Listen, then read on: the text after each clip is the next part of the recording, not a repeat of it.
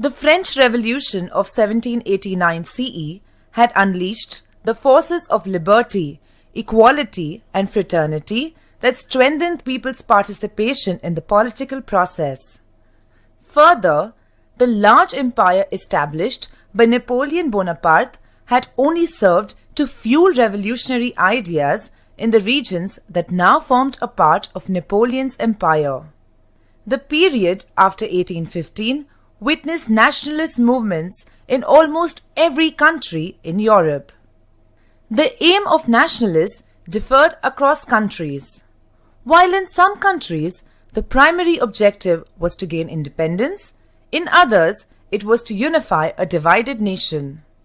Italy and Germany were two such countries where the struggle for unification was the strongest. In this lesson, we will learn about the unification of Italy. Some countries in Europe were divided into a number of states.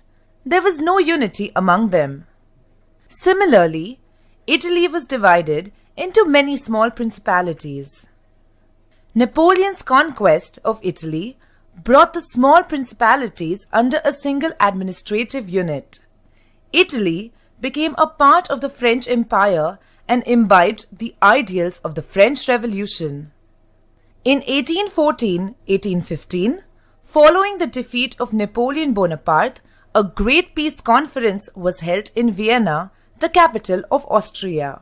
The European statesmen at the Congress of Vienna decided to restore Europe to its former position, that is, before the outbreak of the French Revolution and Napoleon's conquests. The changes made by Napoleon were set aside and the old rulers were restored to their thrones. Italy was once again divided into numerous small states. The richest and strongest Italian state was Sardinia, which included Piedmont. The Papal States, comprising Rome and Italy, belonged to the Pope. Lombardy, Venetia, Modena, Parma, and Tuscany were under Austria. The two major obstacles to Italian unification were: Austria would not give up the Italian territories that lay within her empire. The Pope would not give up the Papal States to the Italian nationalists. With the failure of the Revolution of 1848, the first attempt to unite Italy failed. Sardinia had tried to lead an all-Italian movement against Austria, which was easily crushed by Austria. Italy, at this time, had a number of secret societies that wanted to liberate and unify the country. The Carbonari was one such secret society that aimed at liberating Italy through armed uprisings. The Carbonaris were, however, suppressed ruthlessly by the Austrian army. Giuseppe Mazzini was a member of the Carbonari.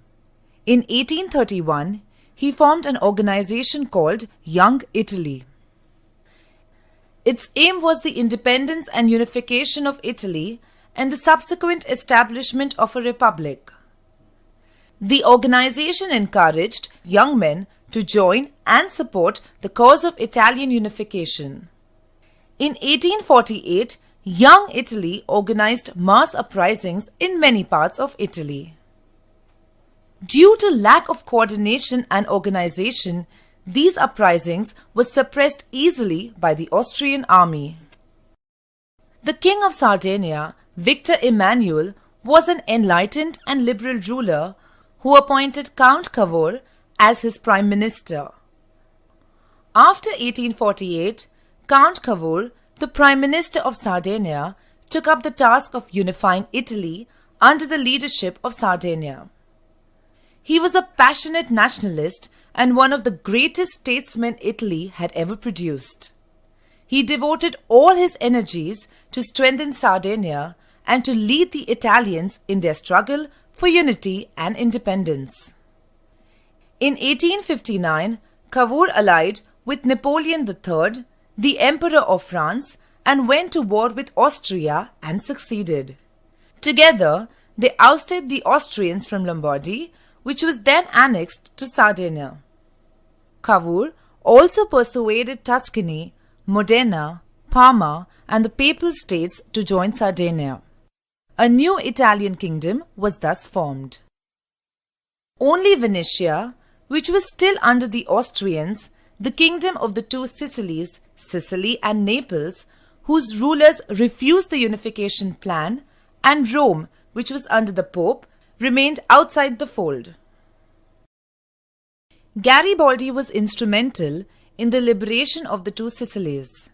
He organized a loyal band of 1,000 brave patriotic men.